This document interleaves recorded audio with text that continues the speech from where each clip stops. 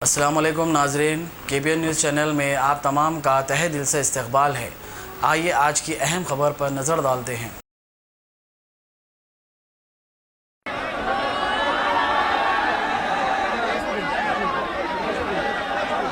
7 दिसंबर के दिन आपको एक नई तारीख रकम करना है और वो तारीख उसी वक्त हम रकम कर सकेंगे जब हम मुत्तहिदा तौर पर अपने एक कोड का सही इस्तेमाल कर पाएंगे। और जब कभी भी आप और हमने मुत्तहिद होकर कोई फैसला लिया तो यकीनन उसमें अल्लाह की तरफ से बरकत थी और हमारे इत्तेहाद के ऊपर हमने एक तारीख बताती है कि हमने अपने कई कामयाबियों का सफ़र तय किया।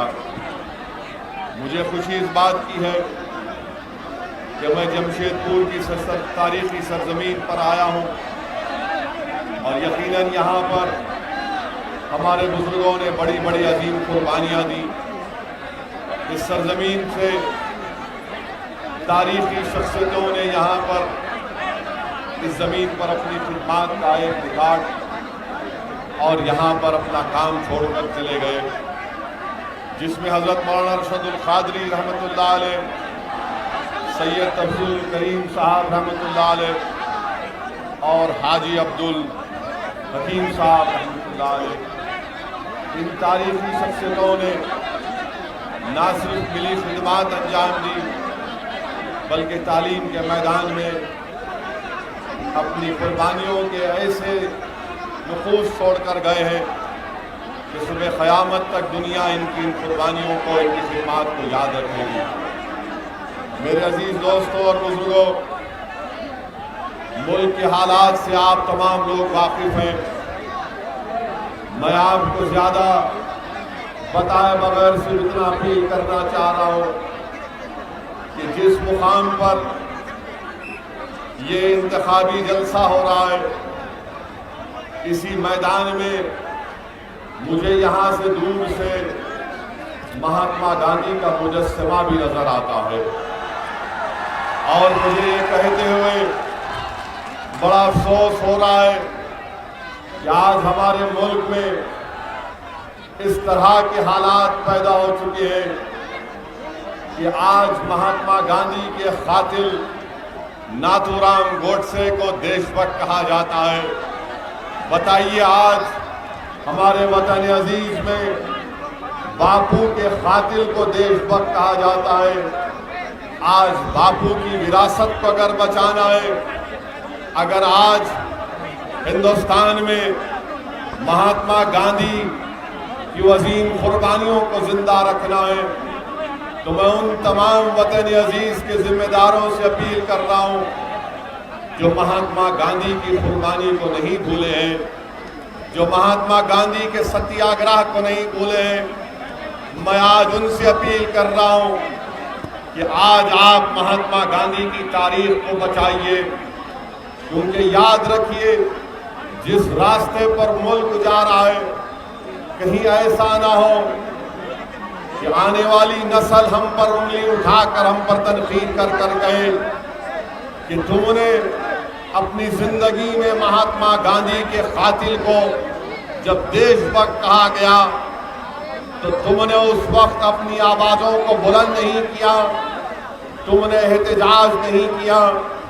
आज मेरे अजीज दोस्तों और बुजुर्गों, मैं आपसे अपील करने आया हूँ कि इंतखाबी जलसा ज़रूर है, मगर इस इंतखाबी जलसे के ज़रिए पैगाम भी देना चाहता हूँ कि आज वतन अजीज जिस रास्ते पर जा रहा है, वो रास्ता हमारे बुजुर्गों ने नहीं चुना था।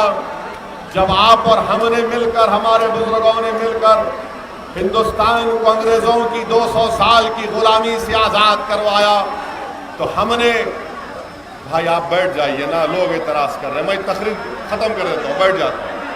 हट जाइए आप लोग, हट जाइए।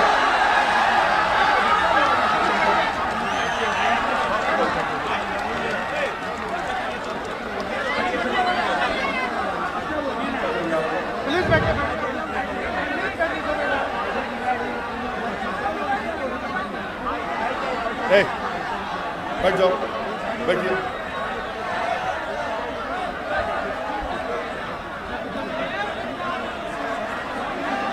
मेरे अजीज दोस्तों और बुजुर्गों, मैं मीडिया की मजबूरी समझता हूं कि हमारी तकरीर को रिकॉर्ड करना चाहते हैं, रिकॉर्ड करिए, मगर इतना करीब से मत करिए। और हमें और रघुवर दास और बीजेपी के मोदी में फर्क ये है कि उनके जलसे में इतना करीब लोग नहीं बैठते, दूर बैठते। मगर मेरी बात तो सुनिए थोड़ा, आप बहुत दूर से आए हैं। मेरे अजीज दोस्तों और बुजुर्गों, दूसरी बात यह है कि लोग मजलिस इत्तेहादुल मुस्लिमीन के ऊपर इल्ज़ाम लगाते हैं कि मजलिस एक फिरका परस्त पार्टी है। मजलिस हिंदुस्तान में दिलों को तोड़ने का काम करती है। और तीसरा इल्ज़ाम जो मजलिस इत्तेहादुल मुस्लिमीन पर मुखालिफीन मजलिस इत्तेहादुल मुस्लिमीन लगाते हैं वो ये है कि जहां पर भी मजलिस लड़ती है वहां पर बीजेपी कामयाब हो जाती है। मेरे अजीज दोस्तों और बुजुर्गों, ये मजलिस के मुखालिफीन की ये जो इल्ज़ामात हैं ये झूठ पर मुबन्नी है। और ये इल्ज़ामात इस बात को साबित करता है कि मजलिस इत्तेहादुल मुस्लिमीन ने हिंदुस्तान की सियासत में अल्हम्दुलिल्लाह अपना एक मुकाम पैदा कर लिया है।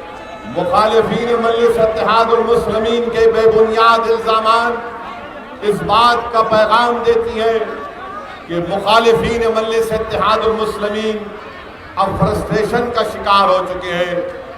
आप अंदाज़ा लगाइए कि जब आज से 6-7 महीने पहले जब पार्लियामेंट के चुनाव हुए तो यहाँ से मजलिस का कोई उम्मीदवार नहीं खड़ा हुआ, तब भी यहाँ पर इतनी बड़ी तादाद में कैसे बीजेपी के एमपीज कामयाब हो गए। इसका जवाब देने के लिए न झारखंड मुक्ति मोर्चा के पास कोई जवाब है, न कांग्रेस पार्टी के पास कोई जवाब है। मैंने तो झारखंड के पार्लियामेंट के इलेक्शन में आकर यहाँ पर अपने उम्मीदवारों को नहीं खड़ा किया था, मगर मैं आपको एक पैगाम देना चाहता हूं जमशेदपुर और झारखंड की गयूर आवाम को कि सोचो आपके वोट की अहमियत और उसकी ताकत कहां रह गई जब यहां पर आपने तो बीजेपी का साथ नहीं दिया, मगर कैसे और किस बुनियाद पर इतनी बड़ी तादाद में बीजेपी के एमपी जीत कर आए, यह फैसला आपको करना है। मैं आज इस जलसेगाह से मजमे से पूछना चाहता हूं, जरा ये तो बताइए कि क्या आपने नरेंद्र मोदी को वोट दिया था पार्लियामेंट के इलेक्शन में? जब आपने वोट नहीं दिया तो कैसे बीजेपी कामयाब हो गई? कैसे कामयाब हो गई?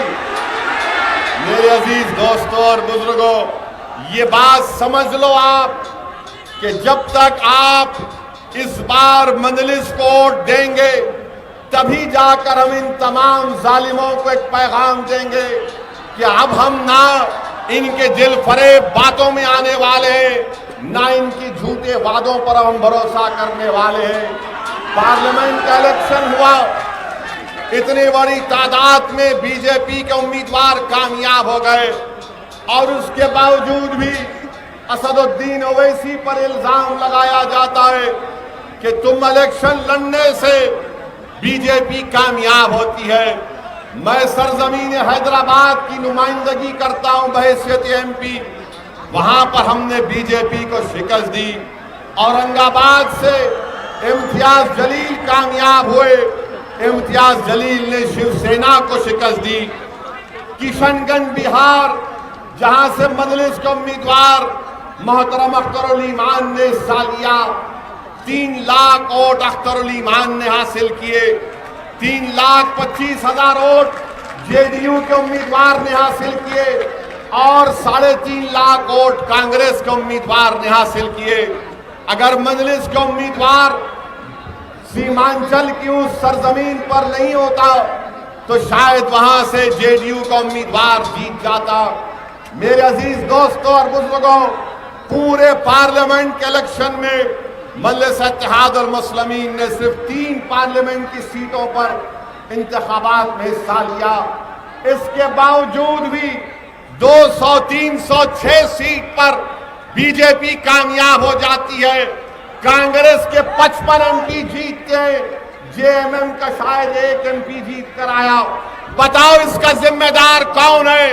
मैं यहां पर नहीं आया, ना तुम्हारे दरमियान में जिस तरह आज आया हूं, आकर तुमसे इत्तेहाद की अपील और भीख मांग रहा हूं। इसके बावजूद भी सारे मुल्क में वतन अजीज में बीजेपी जीत जाती है। सोचो मेरे गयूर नौजवानों, सोचो मेरे बुजुर्गों, सोचो मेरी माँ और बहनों, मैं तुमसे अपील कर रहा हूं कि जिसका साथ तुमने 50-60 साल तक दिया, उन्हीं की पॉलिसियों की वजह से, उन्हीं की गलत तरीकों की वजह से, उनके सेकुलरिज्म की गलत पॉलिसियों की बुनियाद पर आज वतन अजीज पर बीजेपी और नरेंद्र मोदी वजीर आजम बनकर बैठे हैं। असदुद्दीन ओवैसी की वजह से मोदी वजीर आजम नहीं बना। अगर हिंदुस्तान में वजीर आजम मोदी दोबारा बनते तो उसका जिम्मेदार कांग्रेस का राहुल गांधी है, उसका जिम्मेदार झारखंड मुक्ति मोर्चा है, उसका जिम्मेदार वो तमाम नाम निहाद सेकुलर पार्टियां हैं, उनकी वजह से बीजेपी जीतती है। आप मेरा साथ दो, मैं तुमसे अपील कर रहा हूं कि इंशाअल्लाह ताला हम आरएसएस के बढ़ते कदमों को रोकेंगे।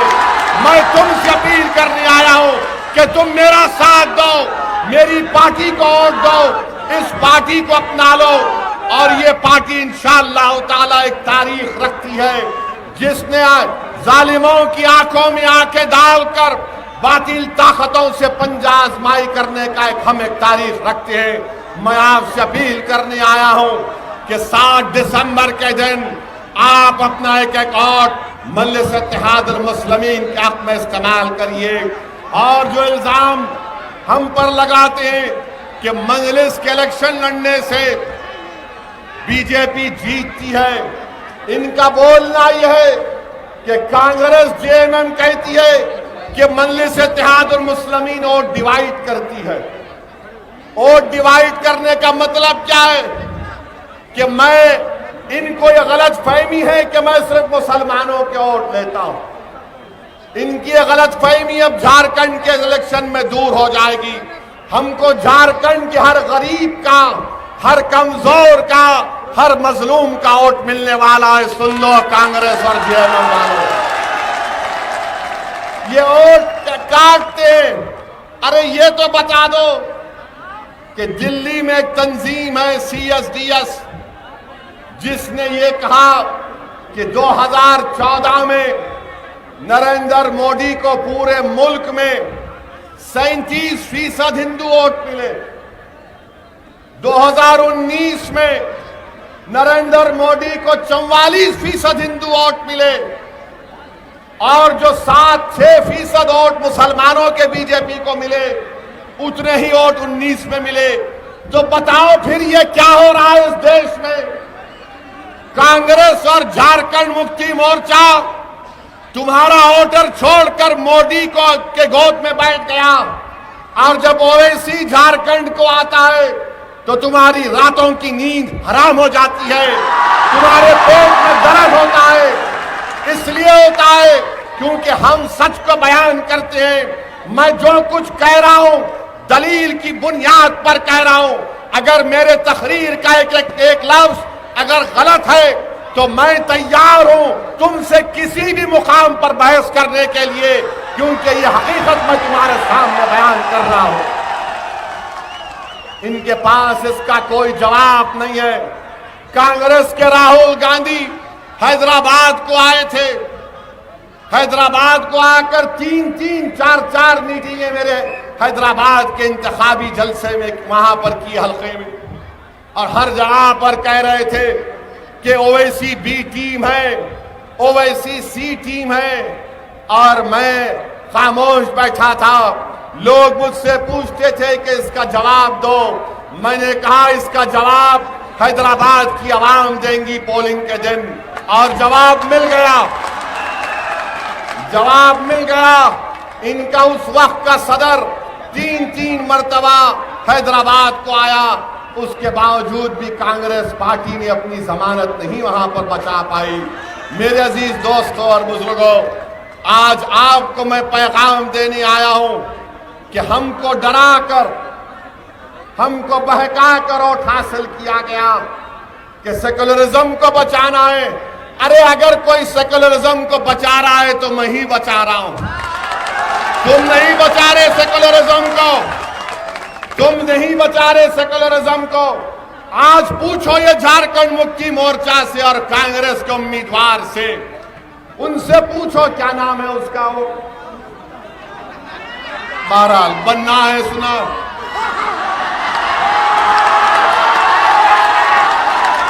इनसे पूछिए, इनसे जरा पूछिए, इनसे जरा पूछिए कि शिवसेना के साथ तुमने जो हमबिस्तरी का आगाज किया है वो क्या सेकुलरिज्म पर मुबन्नी है? शिवसेना के साथ जो कांग्रेस का निकाह हुआ है वो कौन सी सियासत की शरीयत पर निकाह हुआ है?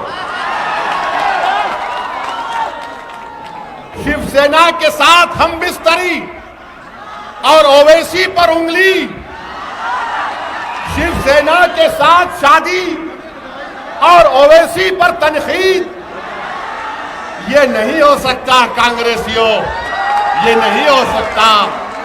कौन शिवसेना, कौन शिवसेना जो जिसने फख्र के साथ कहा था कि हां हमारे शिवसेना के लोग 6 दिसंबर 92 को जाकर मस्जिद को शहीद किया और ईंटें उठाकर लाए थे। यकीन नहीं आता तो जाकर शिवसेना के साबिका सदर बाल ठाकरे का इंटरव्यू यूट्यूब पर देखो। बाल ठाकरे ने कहा कि हमने मस्जिद को शहीद किया था। उस शिवसेना के साथ आज कांग्रेस हम बिस्तरी करती है। वो शिवसेना जिसने 92 दिसंबर और 93 जनवरी के फसादात में उनका क्या रोल था? मुंबई की सड़कों पर बच्चियों का रेप, उनकी बेवा हो गई, बच्चे यतीम हो गए। ये मैंने नहीं कहा, जस्टिस श्री कृष्णा कमीशन की रिपोर्ट में इसका जिक्र है। अरे शर्म करो कांग्रेसियों, तुम मुझ पर उंगली उठाते हो मगर मैं तुमको आईना दिखा रहा हूं, इसमें तुम्हारा चेहरा बहुत दागदार नजर आ रहा है। शिवसेना के साथ अलायंस करते हैं और मुझसे कहते हैं कि बीजेपी को रोकना है। यकीनन रोको बीजेपी को, मगर मुल्क को खतरा किससे है? मुल्क को खतरा उन लोगों से है जो गांधी के कातिल को देशभक्त कहते हैं। मुल्क को खतरा उन लोगों से है जो मुस्लिम अक़लियतों से इंसाफ करना नहीं चाहते।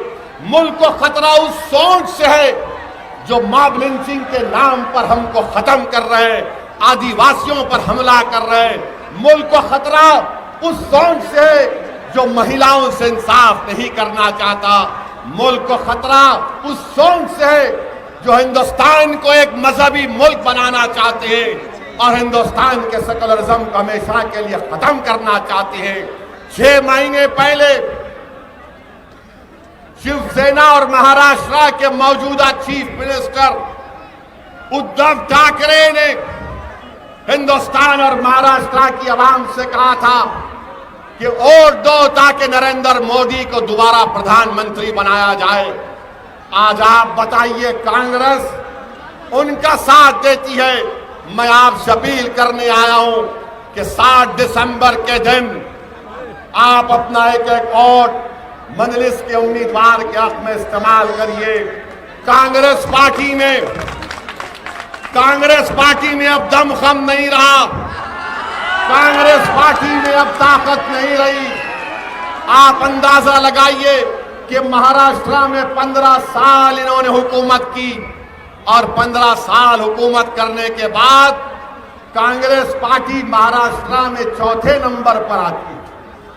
चौथे नंबर पर आती है। और अफसोस मुझे होता है उन तमाम सेकुलर लोगों के ऊपर जो मुझसे आज कहते हैं, अरे असदुद्दीन ओवैसी, चलो कम से कम शिवसेना ने हुकूमत बना ली। मैं उनसे कहता हूं कि शिवसेना हो या बीजेपी हो या आरएसएस हो या कांग्रेस हो, मुझे तुम इन चारों में कोई फर्क नहीं आता। ये राम और श्याम की जोड़ी है, याद रखो। ये राम और श्याम की जोड़ी है और ये कभी भी एक हो सकते हैं और होंगे, देखना एक दिन। उस वक्त आप याद रखिए कि कहीं वही खेल कांग्रेस पार्टी झारखंड के इंतखाबात में ना कर जाए। और अजीज दोस्तों और बुजुर्गों, अपने इत्तेहाद को मजबूत रखिए। तीसरी बात यह है कि अब कांग्रेस के बारे में, जेएमएम के बारे में कह चुका हूं, अब जरा हिंदुस्तान के वजीर आजम के बारे में बात करते हैं। हिंदुस्तान के वजीर आजम माशाअल्लाह 2024 से पहले मुझे यकीन है कि हमारे प्रधानमंत्री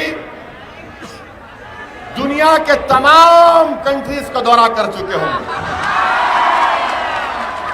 कोई देश नहीं बचेगा, सबको जाके आ जाएंगे। हम हमारे प्राइम मिनिस्टर से पूछना चाहते हैं, वजीर आजम साहब जरा ये तो बताइए कि कल जीडीपी का नंबर आया 4.5 जीडीपी हो गया। और कैसे हो गया मोदी जी, बताइए। 4.5। बेरोजगारी नौजवानों में सबसे ज्यादा है। हिंदुस्तान में बेरोजगारी नौजवानों में सबसे ज्यादा है। इसका इनके पास कोई जवाब नहीं है।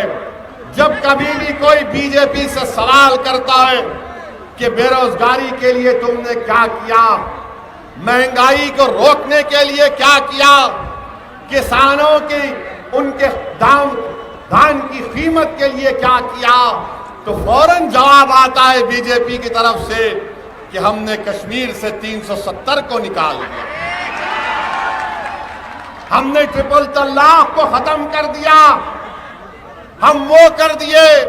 और अब कह रहे हैं कि हम और कुछ करना चाहते हैं। मेरे अजीज दोस्तों और बुजुर्गों, आपकी आंखों ने देखा और आपकी कानों ने सुना कि जब ट्रिपल तलाक का बिल हिंदुस्तान की लोकसभा में 3 मरतबा लाया गया, तो कौन उठकर साफ और वाज़े तौर पर उस बिल की अगर कोई मुखालिफत कर रहा था, तो आपका खादिम जो आज आपके सामने खड़े होकर आपसे भीख मांग रहा है इत्तेहाद की, हमने ट्रिपल तलाक के कानून की मुखालिफत की। 2 मरतबा कांग्रेस पार्टी ने तायीद की, 2 मरतबा बीजेपी की तायीद कांग्रेस ने की लोकसभा में। उठाकर देख लो आप रिकॉर्ड। और आज हमको इल्जाम लगाते हैं, अरे ट्रिपल तलाक का कानून बना दिए। उस वक्त भी मैंने कहा और आज भी कह रहा हूं, इससे मुस्लिम महिलाओं का इंसाफ नहीं होगा। मुस्लिम महिलाओं को इंसाफ नहीं मिलने वाला इससे। यह कानून और नाइंसाफी का बाइस बनेगा। आप बताइए, इस तरह का बेबुनियाद और गलत और बकवास कानून नरेंद्र मोदी की हुकूमत बनाती है और मुस्लिम खवातीन से इंसाफ की बात करती है। अरे कैसा कानून तुमने बनाया? अगर कोई मुस्लिम मर्द गलती से अपनी बीवी को 3 मरतबा तलाक कहता है, तो आप कहते हैं कि उसको जेल में डाल देंगे, उसको जेल में डाल देंगे। और फिर जब वो पुलिस स्टेशन को जाएगा तो थानेदार से कहेगा कि नहीं थानेदार साहब, मैंने 3 मरतबा नहीं कहा, मैंने सिर्फ 1 मरतबा कहा। अब वो थानेदार को क्या मालूम, बोलेगा 3-1 का क्या चक्कर है। खैर, उसके बाद जेल को भेजा देंगे। अगर कोर्ट सजा देगी तो सजा 3 साल की सजा अगर हो जाएगी तो तब तक भी शादी नहीं टूटती है? क्यों एक मुस्लिम महिला उस मर्द के साथ अपनी जिंदगी गुजारे जो 3 साल जेल में सड़ता रहे, जिसने उसको तलाक, तो आप बोल रहे हैं तलाक भी नहीं हुई। कानून ऐसा कानून कि 3 मर्तबा बोलता है तो तलाक भी नहीं होती और सजा भी होती। और 3 साल के बाद जब वो मौसूफ निकलेंगे तो नरेंद्र मोदी का पैगाम मुस्लिम महिलाओं को यह है कि मेरी बहनों, मैं तुम्हारा बड़ा भाई हूं। मैंने तुम्हारे लिए एक ऐसा कानून बनाया कि अगर कोई मुस्लिम मर्द 3 बार तलाक बोलेगा तो हम उसको जेल को भेजाएंगे। जब तक जेल में रहेगा तुम्हारे बच्चे और तुम भूखे रहेंगे, कोई बात नहीं, तुम मन की बात मेरी सुन लेना रेडियो पर। हमारी बहन बोलेगी रेडियो सुनने से बच्चे के स्कूल के पैसे कहां से आएंगे? तो आवाज आएगी मोदी है तो मुमकिन है। वो महिला बोलेगी, हमारी बहन बोलेगी, मोदी जी वो 3 साल जेल में सड़ेगा तो मेरा क्या होगा? तो बोलेंगे उज्ज्वला में गैस का सिलेंडर भिजा देंगे। हमारी बहन बोलेगी ठीक है, एक सिलेंडर से तो काम नहीं चलेगा, दूसरा सिलेंडर 1300 रुपये लगते हैं। तो कहेंगे जैसा 15 लाख का वादा किया था 1300 भी कभी आ जाएंगे। 3 साल के बाद हमारी बहन पूछती है मोदी जी से कि 3 साल के बाद जब निकलेगा तो मैं क्या करूं? तो मोदी जी बोलते हैं कि मेरी बहन जेल के सामने चले जाना, अगर बैंड बाजा ना मिले एक फूल का हार लेकर जाना और अपनी जबान से गाना गाना कि बहाओ फूल बरसाओ मेरा महबूब आया है 3 साल के बाद। ये कानून आप बनाए हैं, ये कानून आप बनाए, बताइए आप मेरे अजीज दोस्तों और बुजुर्गों, इस तरह का कानून बनाकर ये समझ रहे हैं कि आज हमारी तहजीब और तमद्दुन में ये इसमें कुछ मदाखलत करेंगे। हम बताना चाह रहे हैं बीजेपी को, हमारे वजीर आजम को, आप कुछ भी कर लो, हम अपनी तहजीब और तमद्दुन को नहीं छोड़ने वाले। हम नहीं छोड़ने वाले अपनी तहजीब और तमद्दुन को। हम जब तक जिंदा रहेंगे हम अपनी तहजीब और तमद्दुन को बचाएंगे और उस पर चलते रहेंगे इंशाअल्लाह ताला। तुम्हारी ताकत से बना हुआ कानून, हम उस कानून को नहीं मानते, तुमने बना लिया, मगर हम अगर कानून हमारे लिए है तो जो कुदरत ने हमको कानून दिया है हम उस कानून पर अपनी जिंदगी को गुजारते आए हैं और गुजारते रहेंगे इंशाअल्लाह ताला। मेरे अजीज दोस्तों और बुजुर्गों, सुनो मेरी बात, ये जो पुकार रहे हो ना 7 दिसंबर के दिन वोट डालना जा रहे यहीं पर अपने जज्बात को, एक वोट कोक पेप्सी का निकलता है ना, ऐसा मत करो, रोको, समझो। अभी ये इनका कारनामा, अब ये तीसरा काम करने जा रहे हैं कि सिटीजन अमेंडमेंट बिल लेकर आएंगे। आपको मालूम ये सिटीजन अमेंडमेंट बिल क्या है? आपको मालूम? कितनों को नहीं मालूम? हाथ उठाओ, शर्माओ मत, आप भी उठा सकते। नरेंद्र मोदी की सरकार, उनका होम मिनिस्टर अमित शाह ये कहते हैं कि हम सिटीजन इस मुल्क की शहरियत का कानून लेकर आएंगे और एनआरसी को लाएंगे। एनआरसी मालूम ना? एनआरसी क्या है मालूम ना आपको? यानी आपको नाम लिखाना पड़ेगा, लाइन में ठहरना पड़ेगा नोटबंदी की तरह और अपना नाम रजिस्टर में लिखाना पड़ेगा। उसके लिए आपको सर्टिफिकेट लाना पड़ेगा और शायद हो सकता है कि नरेंद्र मोदी ये कह दे कि हुब्बान मलिक तुमको अपने दादा का बर्थ सर्टिफिकेट लाना पड़ेगा। अब हुब्बान मलिक अपने दादा का बर्थ सर्टिफिकेट कहां से लाएंगे? दादा जान तो शायद जन्नत की हवा उनको लग रही हो। असदुद्दीन ओवैसी से कहेंगे कि दादा जान का सर्टिफिकेट लाना। अब मैं तो उतना पहुंचावा नहीं हूं कि उनको फोन करके बोल सकूं। मैं तो गुनाहगार आदमी हूं, मुझे अपनी आखिरत की फिक्र हमेशा लाहक रहती है। अब आप अंदाजा लगाइए कि लाओ, इसका एनआरसी का सबसे बड़ा नुकसान हिंदुस्तान के गरीबों को होगा, सबसे बड़ा नुकसान गरीबों को होगा बिला लिहाज मज़हब मिल्लत।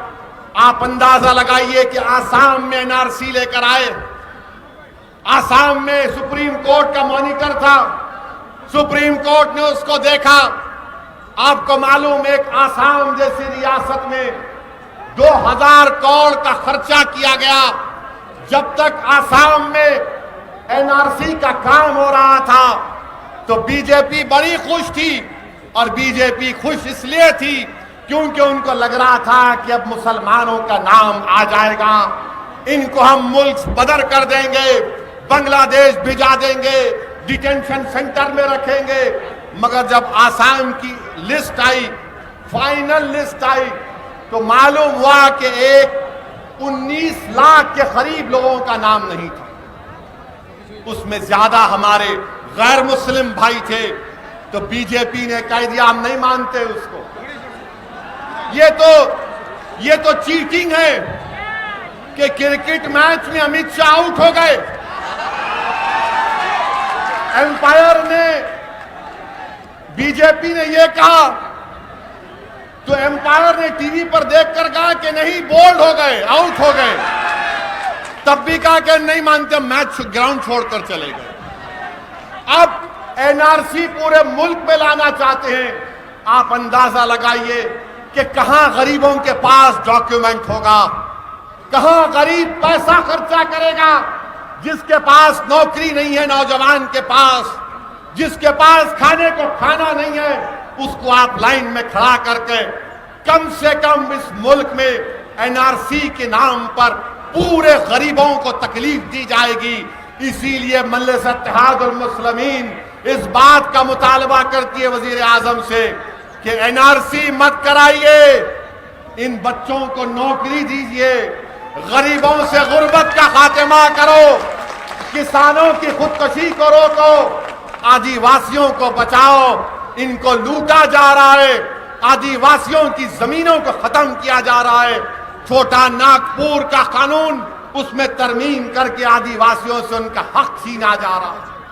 अब आप देखिए एनआरसी के नाम पर यह करना चाहते हैं, और साथ में यह भी कहते हैं कि एनआरसी से पहले इनकी साजिश देखो आप, इनकी गरीबों से दुश्मनी देखो आप।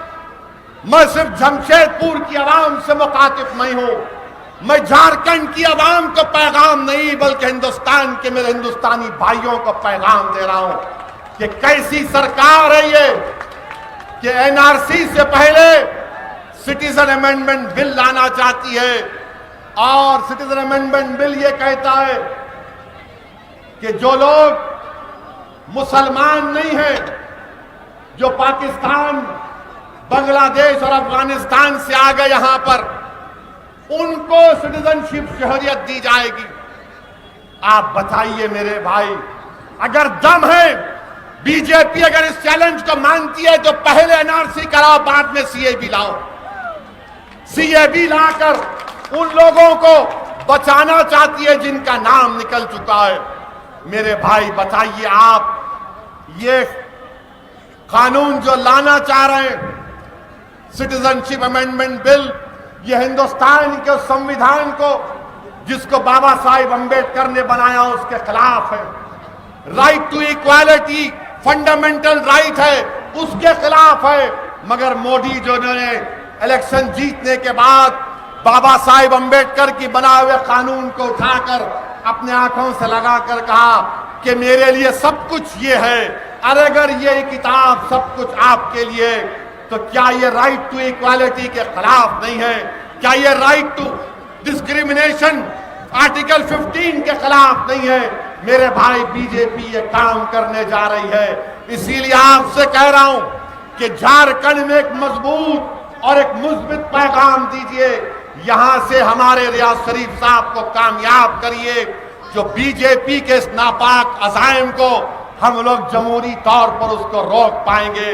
याद रखिए, मैं फिर से कह रहा हूं, अगर आप लोग ये समझ रहे हैं कि कांग्रेस और जेएमएम के लोग कुछ कर पाएंगे, नहीं कर पाएंगे, मेरे भाई, मैं पार्लियामेंट में बैठकर दिन को करीब से देखता हूं, इनकी जबानें नहीं खुलती हैं।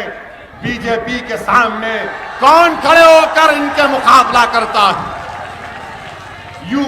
यूएपीए का कानून लाया गया, जिसमें दिल्ली में बैठकर किसी का नाम लिखा जाएगा, जैद बकर का नाम लिखकर कहा जाएगा कि टेररिस्ट है।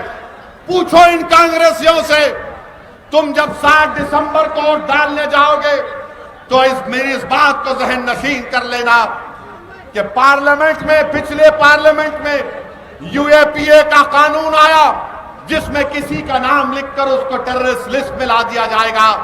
यही कांग्रेस पार्टी ने बीजेपी का साथ दिया था, यही कांग्रेस पार्टी ने साथ दिया था। और आप और हम जानते हैं कि जब टेररिस्ट का नाम लिखा जाएगा तो देखा जाएगा कि किसके चेहरे पर दाढ़ी है, किसके चेहरे पर टोपी है। ये तारीख है। 12-12 साल, 8-8 साल बच्चों ने जिंदगी बर्बाद हो गई और 12 साल के बाद कोर्ट ने कहा कि तुम मासूम हो। राजस्थान की जेल में एक बच्चा था जो 12 साल जेल में था और 12 साल के बाद जब वापस अपने घर को गया तो उससे कहा गया कि तेरी मां इस दुनिया से चल बसी। उसने 10 साल अपनी मां को नहीं देखा था। क्यों? यही कानून उस पर लगा दिया गया था। और खबरस्तान जाकर मीडिया के लोगों ने तस्वीर निकाली कि खबरस्तान पर जाकर अपनी मां की खबर पर सर रखकर रोता है कि मैं 12 साल के बाद घर को आया हूं और तुम यहां पर नहीं। ये कानून जब बन रहा था लोकसभा में, कांग्रेस पार्टी ने बीजेपी का साथ दिया।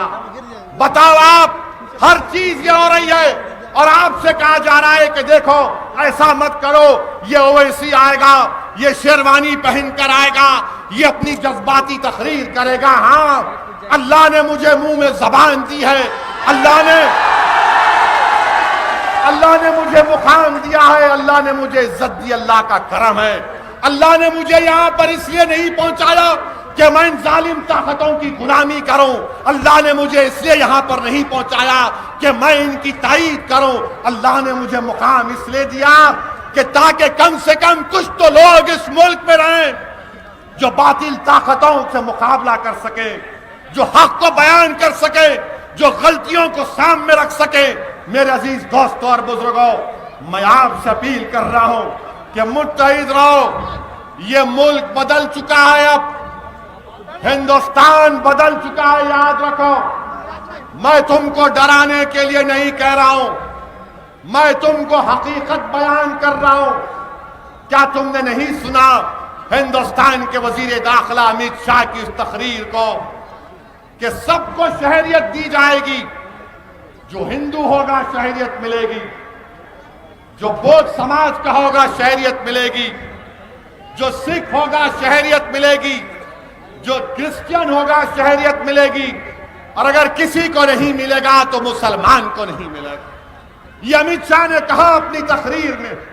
मेरे अजीज दोस्तों और बुजुर्गों, मैं तुमको, अगर अल्लाह ने मुझे इस बात की इजाजत देता कि मेरे सीने में जो तुम्हारे जज्बात और अपनी तकालीफ का जो एक तूफान चल रहा है, मैं उसको निकाल कर तुम्हारे सामने रख देता। मैं तुमको बता रहा हूं कि नाजुक वक्त से आप और हम गुजर रहे हैं और हमको बेखौफ होकर हिंदुस्तान की जमहूरियत पर अटूट भरोसा रखकर अपने वोट का सही इस्तेमाल करना है। ये कांग्रेस पार्टी को, जेएमएम को आपने बहुत वोट दिया। वोट डालना ताकत नहीं है, याद रखो। नौजवानों, जमशेदपुर के मेरे बुजुर्गों, वोट डालना ताकत नहीं है, वोट डालना अक्लमंदी नहीं है। वोट डालना की अक्लमंदी ये है कि तुम रियाज को वोट डालो। ये ताकत है और ये अक्लमंदी है। आपने बहुत साथ दिया इन लोगों का, 50-60 साल आपने साथ दिया। आज एक दीवाना तुम्हारे दरमियान में आया है। वो दीवाना तुमसे सिर्फ इस बात की अपील कर रहा है कि तुम मेरी दीवानगी को समझो। मेरी दीवानगी यह है कि मैं इस मुल्क को एक मजहबी मुल्क नहीं देखना चाहता। मेरी दीवानगी यह है कि इस मुल्क में तमाम मजलूम आवाम से इंसाफ मिले, चाहे मुसलमान हो, दलित हो, आदिवासी हो। मेरे भाई याद रखो, आज जमहूरियत की हकीकत यह है कि जिसके पास नुमाइंदे हैं उनकी आवाज को सुना जाता है, जिसके पास नुमाइंदे नहीं है उनको नहीं सुना जाता। अगर तुम ये समझोगे कि मैं अपने घर के कोने में कमरे में बैठकर रो रो कर अपने आंसू बहा दूंगा, तो नहीं। मेरे अजीज दोस्तों और बुजुर्गों, मेरी तारीख तुमको ये बताती है कि मक्के के मैदान में, ताइफ के सफर में, ओहद के मैदान में, बदर के मैदान में हमने निकलकर मेहनत की, जुस्तजू की, तब जाकर हमको कामयाबी मिली। याद रखो, दुआ भी करो मगर मैदान अमल में आओ। दुआ करो और मैदान अमल में आओ। तुम जब तक मैदान अमल में नहीं आओगे तब तक तुम अपनी दुआओं को भी नहीं आजमा सकोगे। अगर तुम्हारी दुआओं में दम है तो आओ मैदान में। मैं यहां पर इसलिए नहीं आया हूं कि अपनी लीडरशिप को बनाऊं। मैं झारखंड जमशेदपुर को इसलिए नहीं आया हूं कि मैं अपनी मकबूलियत में इजाफा कर सकूं। अल्लाह ने मुझे बहुत कुछ दिया है, मैंने सोचा भी नहीं था। मैं तुमको लीडर बनाने आया हूं। मैं तुम्हारी आवाज को मजबूत बनाने आया हूं। मैं तुम्हारे इतिहाद को मजबूत करने आया हूं। मैं दिलों को जोड़ने को आया हूं। मैं आपके दबदबे को बरकरार और उसमें इजाफा करने के लिए आया हूं। मेरे अजीज दोस्तों और बुजुर्गों, 7 दिसंबर के दिन आप मजलिस को वोट दीजिए। और जमशेदपुर, यहां से चीफ मिनिस्टर रघुवर दास भी है। क्या चीफ मिनिस्टर है, माशाअल्लाह। अल्लाह करे वो हार जाए और रियाज जीत जाए। आमीन बोलो। आप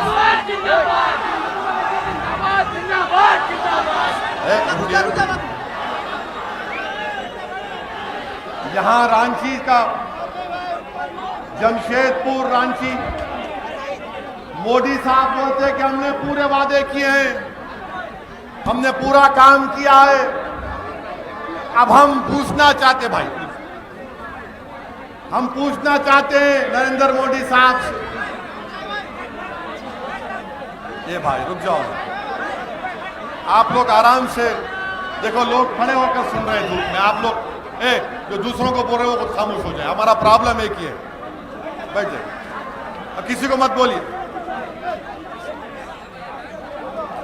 मेरे अजीज दोस्तों और बुजुर्गों, हमारे वजीर आजम ने, आपको मालूम होगा कि बेंगलुरु गए थे। एक सैटेलाइट चांद पर गया और चांद पर लैंड करने वाला था। याद होगा ना आपको, याद होगा ना।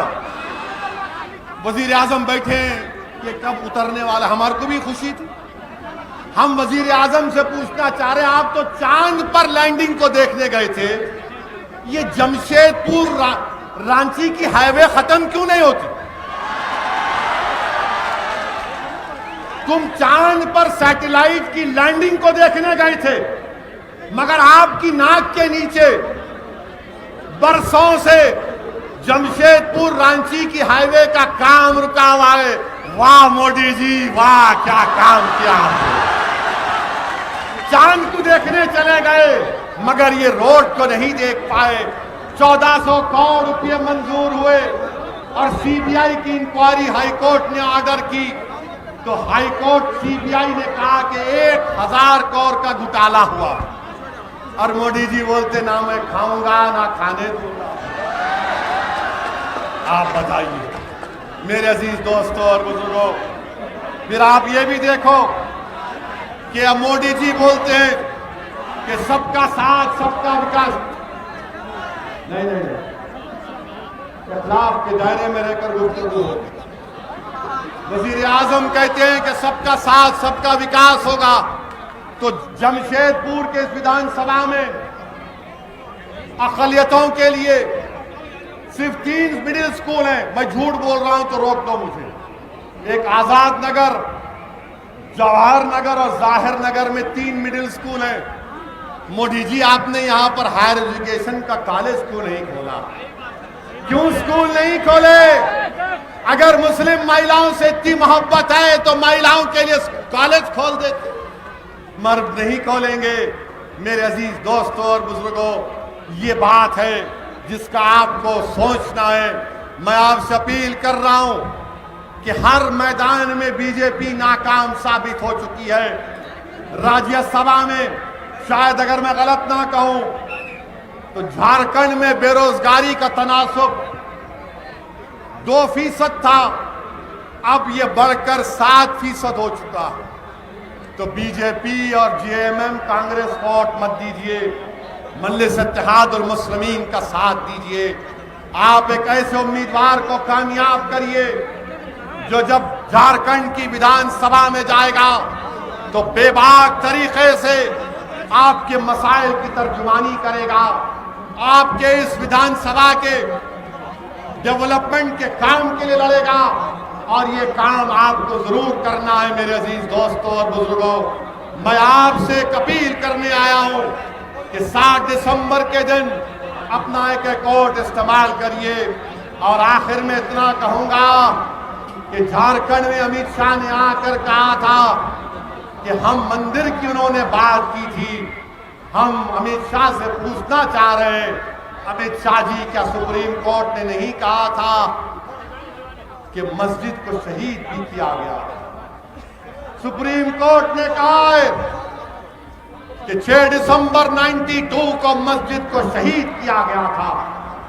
सुप्रीम कोर्ट ने माना इस बात को कि 1949 दिसंबर में उसमें घुसकर मस्जिद की बेहरमती की गई थी।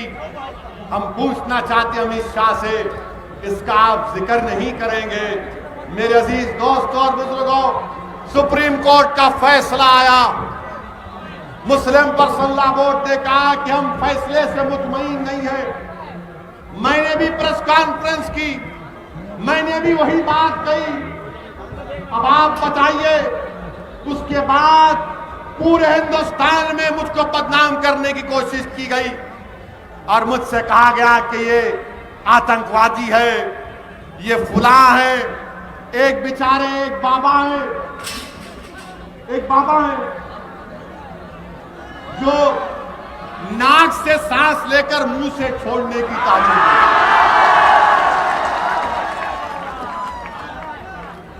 और हम क्या बोलते हैं? हम सिर्फ दिलों पर दस्तक देते हैं। हम सिर्फ दिलों पर दस्तक देते हैं। उन्होंने किसी टीवी प्रोग्राम में जाकर कहा कि ओवैसी हिंदुस्तान पर बोझ है। ओवैसी जिस घड़ी पैदा हुआ वह शुभ घड़ी थी।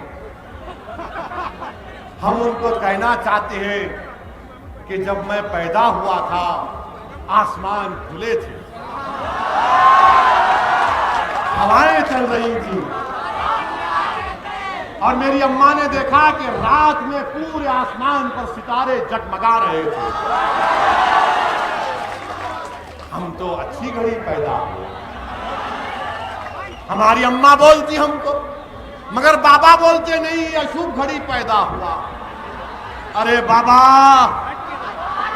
हमारा वजूद तुम्हारे लिए अशुभ है, हम जानते हैं, मगर याद रखो ये वतन मेरा है और यहां पर हम थे, है और रहेंगे इंशाअल्लाह। और इन तमाम लोगों को हम पैगाम देना चाहते हैं कि इंडिया दैट इज भारत हमारे अब्बा का मुल्क है। कैसे अब्बा का मुल्क है? बाबा आदम जो वहां से निकले तो पहला कदम यहां पर रखे। तो अब्बा का जब मुल्क हो गया तो बेटे और बेटी को हक से महरूम नहीं रखा जाता। ये अब्बा का मुल्क है और अब्बा के मुल्क के लिए हम हर चीज करते आए और करते रहेंगे। किसी ने कह दिया कि ये दहशतगर्द है, किसी ने कह दिया कि जब रिव्यू पिटीशन डाली गई तो कहा कि ये तनाव पैदा करना चाहता है जालिमों। जब साबरीमाला का केस का रिव्यू डाला गया, जब तुम्हारी जबानों को क्या हो गया? साबरीमाला का जब केस डाला गया रिव्यू के लिए, तुम्हारी जबानों को क्या हो गया? SC/ST एक्ट का रिव्यू डाला गया, जब तुम्हारी जबानें खामोश क्यों थी? अरे हमको जमहूरियत पर यकीन है, हम अपना हक इस्तेमाल कर रहे हैं, हम लड़ना चाह रहे हैं कि जमहूरी तौर पर हमारी लड़ाई जमहूरियत की है। अब तो हद ये हो गई मेरे भाई कि पड़ोस में बंगाल की रियासत, वहां पर ममता को भी तकलीफ शुरू हो। ममता भी कह रहे हो वैसी नहीं आना। अनेक टीवी का कैमरा है, बंगाल के आप चीफ मिनिस्टर है मोहतरमा, ये आपको जेब नहीं देता कि आप अपनी जबान से बंगाल के पुलिस के लोगों को कहे कि ओवैसी को जलसे की इजाजत नहीं देना। मैं बंगाल के चीफ मिनिस्टर साहिबा से बड़ी इज्जत के साथ कह रहा हूं कि अल्लाह ने मुझे जिंदा रखा तो इंशाअल्लाह ताला बंगाल के कोने कोने में जाकर ये मुल्क मेरा है, जमहूरियत मुझे इसकी इजाजत देती है। आप चीफ मिनिस्टर हो सकते हैं, मोदी प्राइम मिनिस्टर हो सकते हैं, अमित शाह होम मिनिस्टर हो सकते हैं, रघुवर दास झारखंड के एक्स चीफ मिनिस्टर होने जा रहे हैं, कांग्रेस के राहुल गांधी हो सकते हैं, मगर याद रखो तुम खुदा नहीं हो, तुम इंसान हो, तुम इंसान हो। और मैं सिर्फ खुदा से डर रहा हूं, मैं सिर्फ खुदा से डरने का इल्म हासिल कर रहा हूं। मुझे खौफ सिर्फ खुदा का है, इंसानों की ताकत मेरी आंखों में धूल के बराबर भी नहीं। ये मेरा संविधान मुझे इस बात की इजाजत देता है और मैं संविधान को सामने रखकर अपनी बातों को रखा हूं। मैं जमशेदपुर की आवाम से गुजारिश करने आया हूं कि आपको 7 दिसंबर के दिन अपना एक कोड का इस्तेमाल करना है।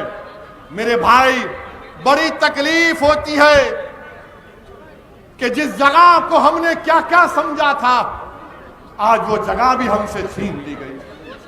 अब क्या क्या कहूं तुमसे, मगर इतना तो कहूंगा कि मैं मायूस नहीं हूं।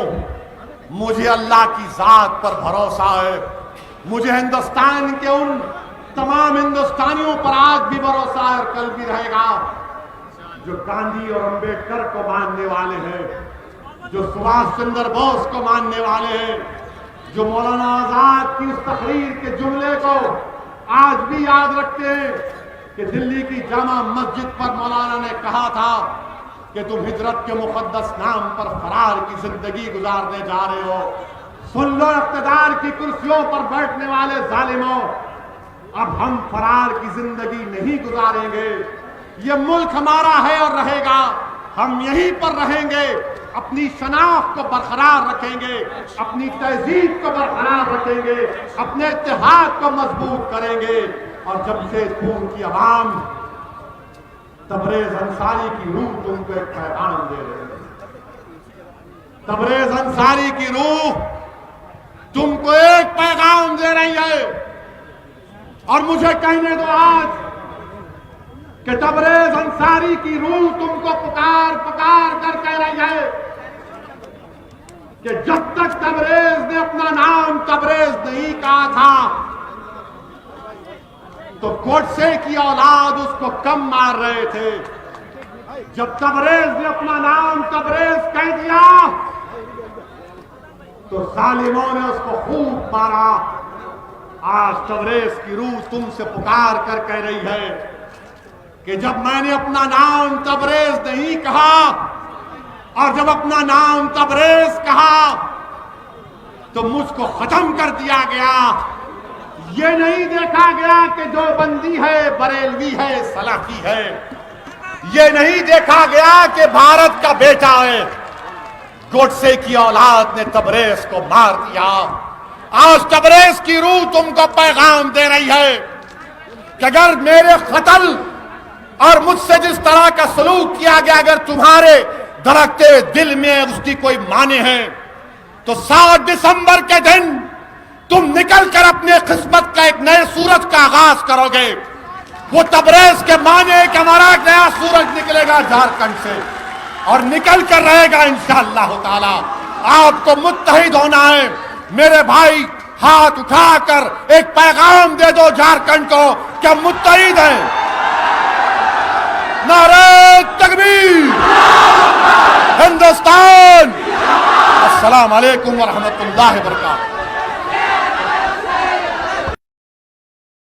A1 टाउनशिप की एक और नई पेशकश। जहांगीर पीर दरगाह से 2 किलोमीटर पहले मल्टीनेशनल कंपनीज के करीब, जो कि बिल्कुल आबादी से लगा हुआ, बेंगलोर हाईवे से सिर्फ 5.5 किलोमीटर, बीटी रोड से लगा हुआ, तमाम डेवलपमेंट के साथ 5,50,000 में 100 गज का प्लॉट। A1 टाउनशिप में आपका ये छोटा सा इन्वेस्टमेंट आपका और आपके बच्चों का मुस्तकबिल बदल सकता है। आज ही तशरीफ लाएं और A1 टाउनशिप के इस प्रोजेक्ट से फायदा उठाएं। Office at pillar number 235 opposite fisheries department, Rajendra Nagar, Hyderabad. अगर आपने हमारे चैनल को अभी तक सब्सक्राइब नहीं किया है तो यहाँ पर रेड कलर का सब्सक्राइब बटन दिख रहा है, उसे क्लिक करें और हमारे चैनल को सब्सक्राइब कीजिए और साथ ही साथ बेल आइकन को भी क्लिक कीजिए, जिससे आपको ताज़ा अपडेट मिलती रहे।